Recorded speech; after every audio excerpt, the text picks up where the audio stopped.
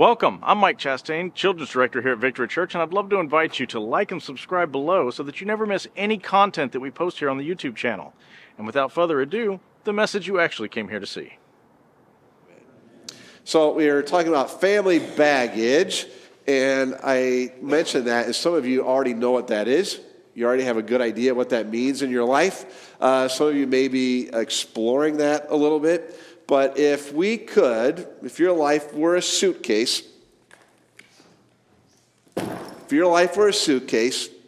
what's something that your family packed in there that you maybe were never meant to carry and maybe just want to get rid of, but just seems to be there all the time?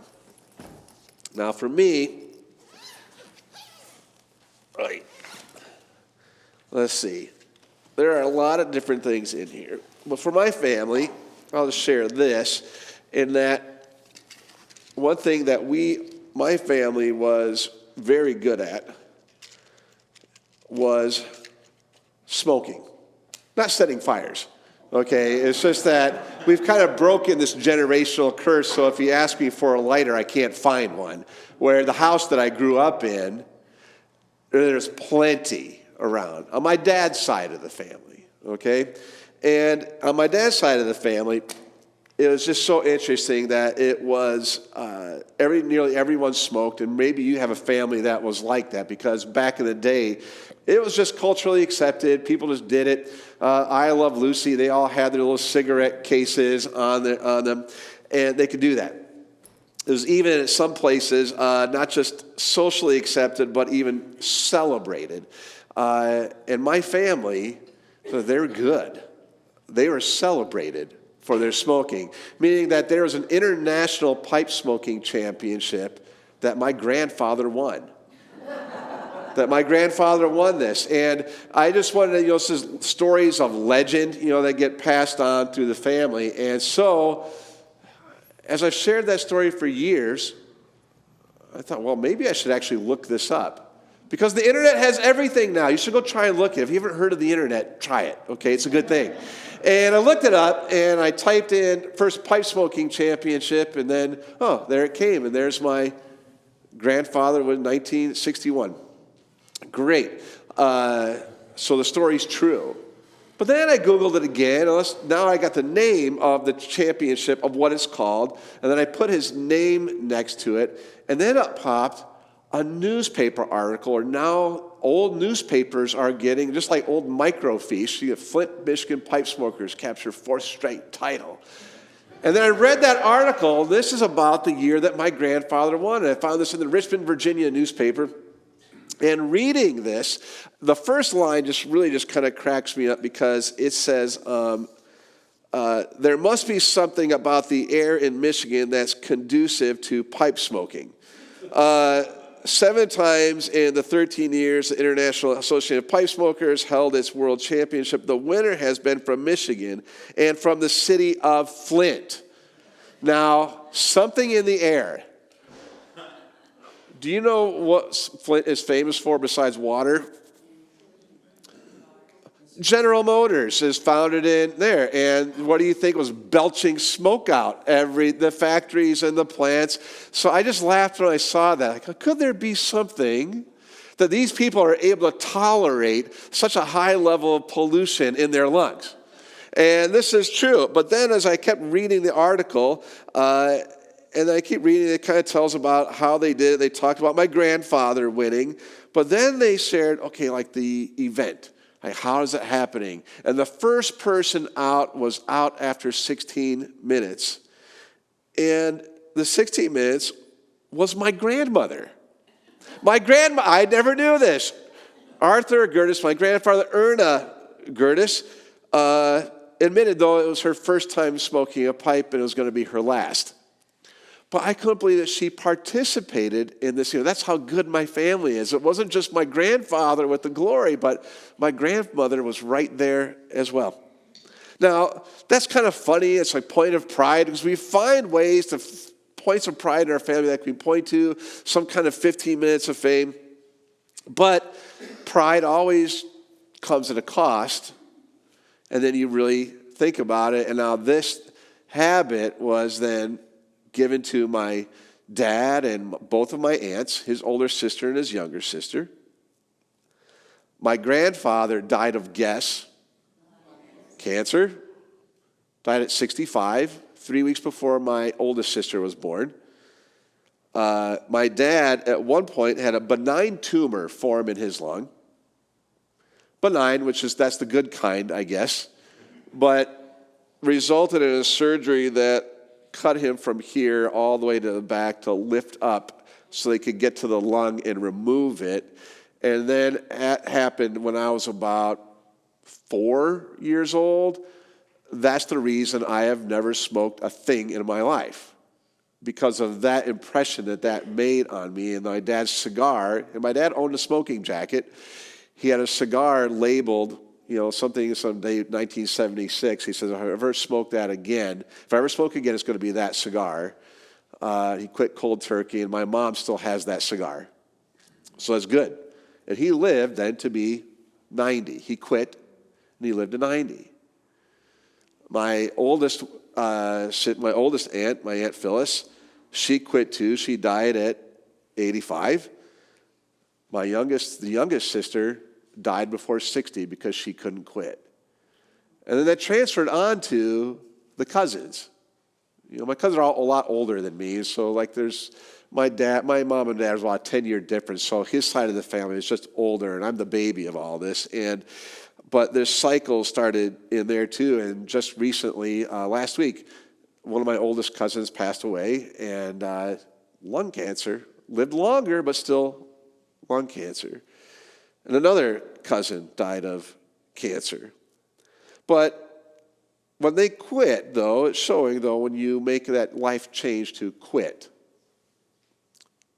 you call it coming out of the tomb, really, the resurrection, that forgiveness and that drastic kind of change, it changes everything. And it changed for them.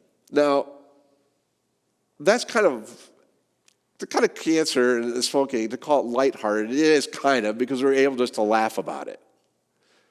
Because it's socially acceptable, we kind of do it, we've kind of all had that experience, and it just kind of makes sense. But then I also look at the baggage in my dad's family, and we'll pull this one out. And some baggage that my family also then had, though, my dad's side, was divorce. Oh, that was supposed to, there. Divorce is messy, folks. And on my dad's side of the family, I counted it up and figured out, of the 17 children and grandchildren, that's my dad, his sisters, and then my generation, my cousins. Out of the 17, 10 have experienced divorce, some multiple times. I'm talking 3 and 4 times at one person. But 10 have experienced it. And my 2 aunts' families, let's take my dad out of it, that's 1 divorce out of it to his first wife. And my sisters and I were happily married.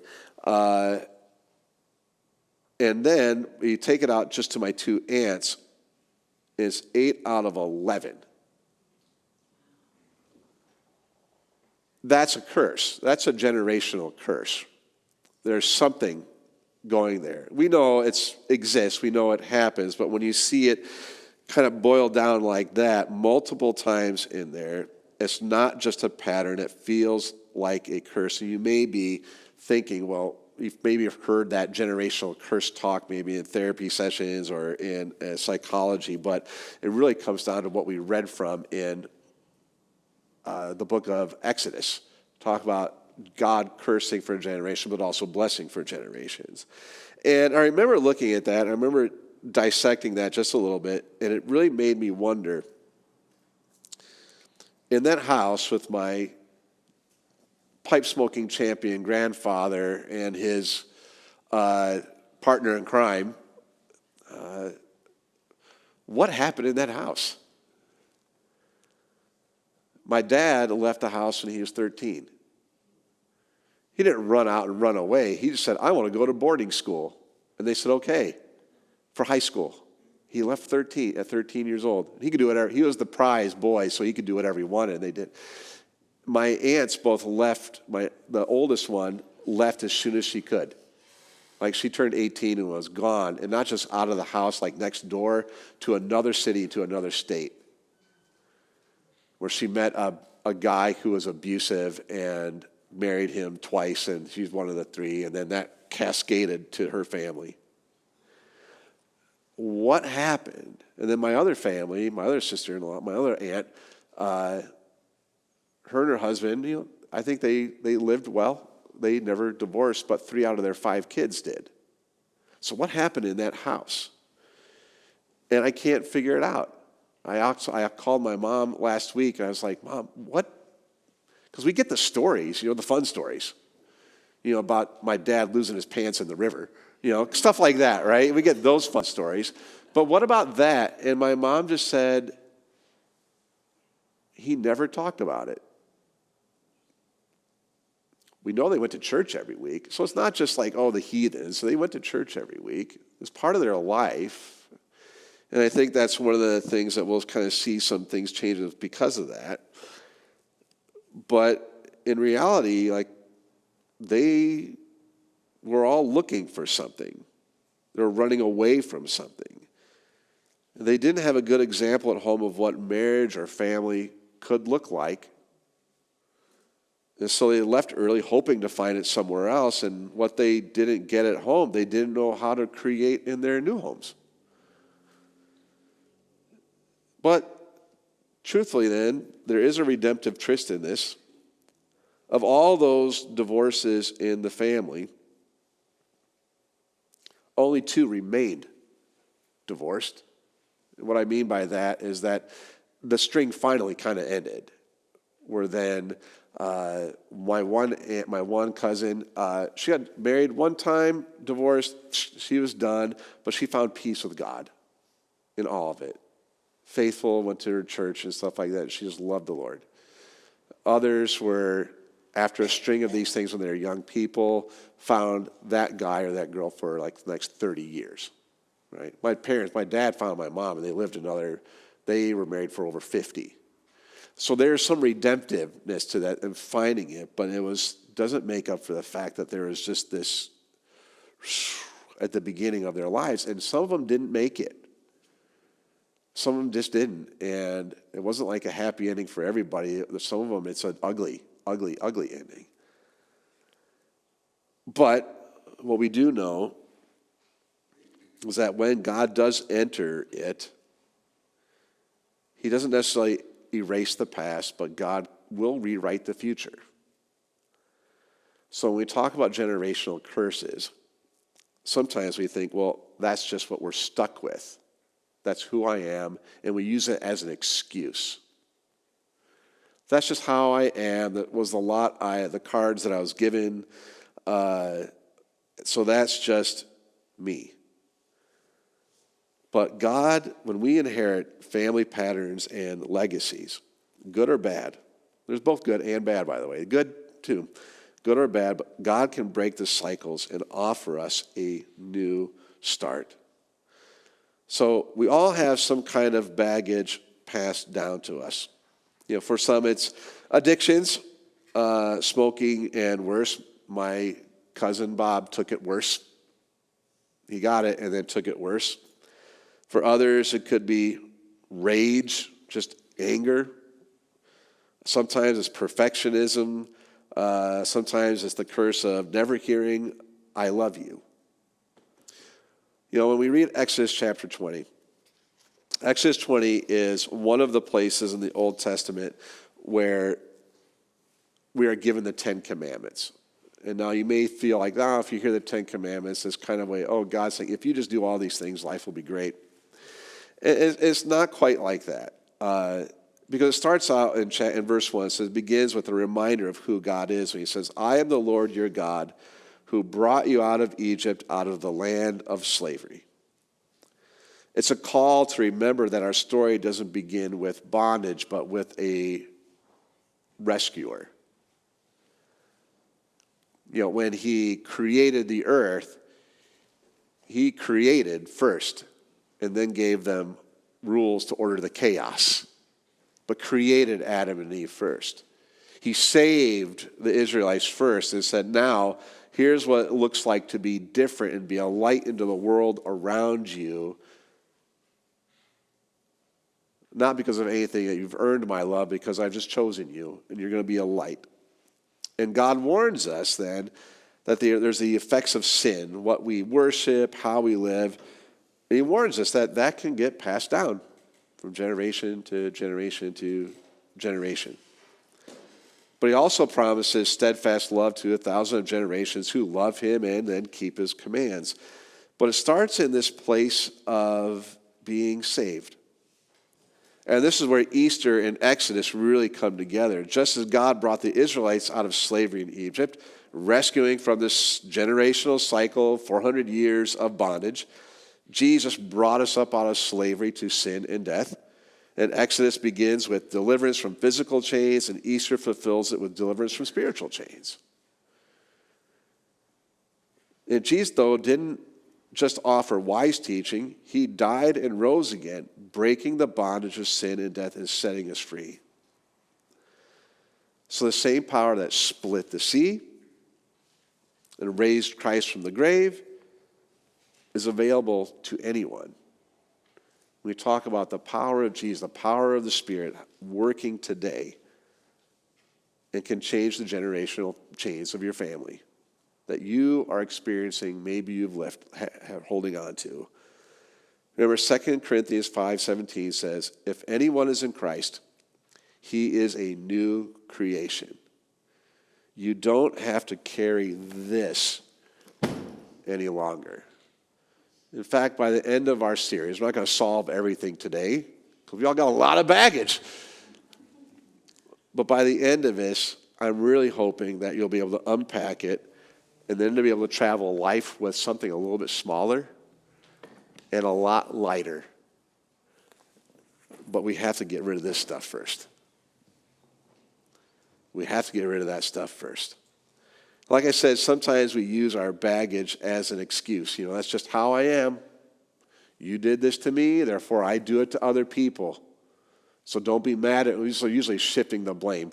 Don't be mad at me, be mad at them. But when we talk about grace, there's this powerful quote from Tim Keller. He says, God sees us as we are.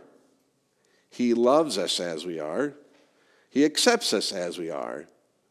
But by his grace, he does not leave us as we are. He does not leave us where we are. There's change, and it can start today. Like I said, my dad had a lifetime of smoking until.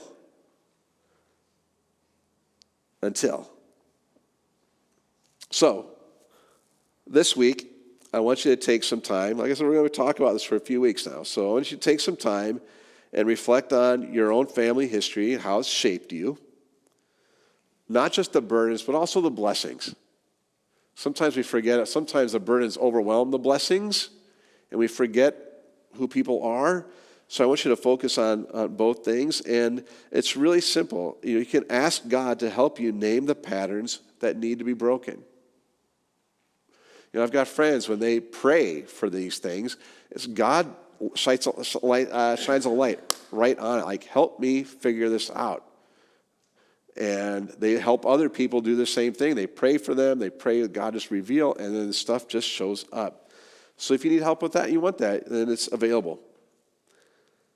But we all have baggage, and here's some just examples of it. Some of you have family baggage of, could be addiction, a variety of forms. If it's an addiction for you, this bottle is usually empty, right? But we have those kinds of things. Addiction. And these are things that need to be, and it could be alcohol, could be pills, gambling, even worse. It's something that people a lot of times use to escape. Well, and now it just won't let go, but Jesus broke the chains of that. in your home. It could be fire extinguisher. Maybe it's anger in your home, where it feels like every little thing causes something to erupt. Maybe that's the home you grew up in. Maybe it's the home you live in now, where everybody's just on pins and needles because everything is going to set something off, where things just explode. But we're going to learn how God's Spirit brings calm and not chaos. Then we have things like, silence, emotional repression. You duct tape your mouth. We don't talk about things here. Boys don't cry. Be a man. Don't talk.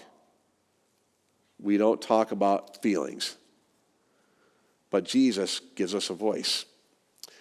Then we might have things like, I talked about this earlier, divorce, messiness in relationships, and it's just there, and how do we get through that?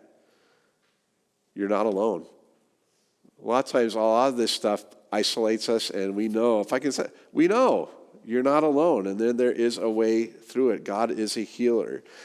Some of you may feel perfectionism is a generational curse, where you're told again and again and again, you have to get straight A's in life. When God says, well, I made you all different. Some of you are going to get A's in this, and you might get a D in that, but what do we do as perfectionists? We focus on the bad grade instead of the good grade. I had one guy, I heard a speaker one time, it was revolutionary to me. He said, develop the good stuff. The bad stuff, manage it. Learn how to manage it. Because if you're not good at it, don't stress about making it into an A. Focus on the stuff that you're good at, because that's the stuff that's going to take you someplace. Manage the other ones. Manage it. But we get so caught up, and I watch this with our school families, and I watch families because we get that all the time. We want straight A's all the way through, and the moment the grades start to dip, something's wrong. Something is wrong. And the kid can feel it, and the parent can feel it, but where does that perfectionist come from? Maybe it came from a parent telling you this is what to expect from you. You can't get anything wrong. You're always rejected. Oh, it could be something like this or this. This is, by the way, it's hard to find wallets nowadays. An empty wallet would be, sometimes we have a spirit of poverty mindset, if you will. That somehow life is driven by money, and we're always going to run out. No matter how much you have a spirit of scarcity. The anxiety that there's never going to be enough. But remember that God is a provider, not a withholder. And then we have things like religion, and we call it legalism. Not just religion, but legalism. Some of you look at religion as just a set of rules. You exchange one thing for another, one set of chains for another, where you're worried about God punishing you. It's cold, it's rigid, there's no grace. And then you put that on other people. That's not meant to be there. Jesus didn't come to tighten the chains, but he came to set you free. And then we've got something like this. We don't talk about these. The shame, the secrets. Jesus came to bring things to the light, not bury them in the deep. And then there's other things. I could go over a long day for this. And this isn't a necktie today. It's just a blindfold. We have blindfolds in our lives where we just look at the world around us and just don't want to be bothered with Al Gore said inconvenient truths. And I'm not talking about global environmentalism like he would be necessarily, but there's inconvenient truths in the world around us, in the lives of people that a lot of times we just like to pretend isn't happening. But the gospel tears down dividing walls. And then it could be, and I had a hard time finding one, which was good, a dusty Bible. Oh, that's a good. I couldn't find one, so that was good. Made me feel good. Just because everything's stored correctly. So there's not a lot of dust. But maybe it's a dusty Bible, a dusty faith, where you've just ignored it for a long time, and you're just now kind of coming back into things. Where faith, or it was a faith life, or in a family where just didn't have it growing up. That's it. That's true. Not having faith growing up. You're just not brought up in it. You didn't know anything about it. And sometimes it gets embarrassing because you're around people who do, and then it's like, no, it's what it is. And you're not alone in that. But you can be the first link, right? That new starting of something new for your life. Somebody carries this stuff here today. Somebody does. One of these things, maybe multiple of these things. And I'm not going to say that that's okay, but you don't have to pass it on. Jesus carried all of this to the cross, and he left it there. He died for your sins completely, past, present, and future. He put it like in a sealed envelope that even he doesn't have access to. So if it ever came up in court and the devil's there saying, hey, don't you remember these, I'm going to build this case against you, and then Jesus will look at it and go, yeah, I don't remember that. I don't see that. I see someone I love. I see someone who has been forgiven. I see all these things. So I want you to think through it, that we can close this bag, and we can also leave it at the foot of the cross. So, if there's something in your life that you want to reflect on, maybe write it down, put it somewhere where you'll see it. Something that maybe you've inherited that you want to just give to God, and then just leave it at the cross. Man, what a move. You could take that dusty Bible and put that thing in there right at the story of the crucifixion. That Jesus died for this, and I am made new. But a new legacy can start today. Like I said, we got a few weeks ahead of us, and we're going to come at it again. But this is all about unpacking and then repacking so we can live that lighter life. As Jesus said, take that yoke, take my yoke, which is a light yoke. Take my burden, it's a light burden, instead of carrying the heavy burdens that you're carrying today.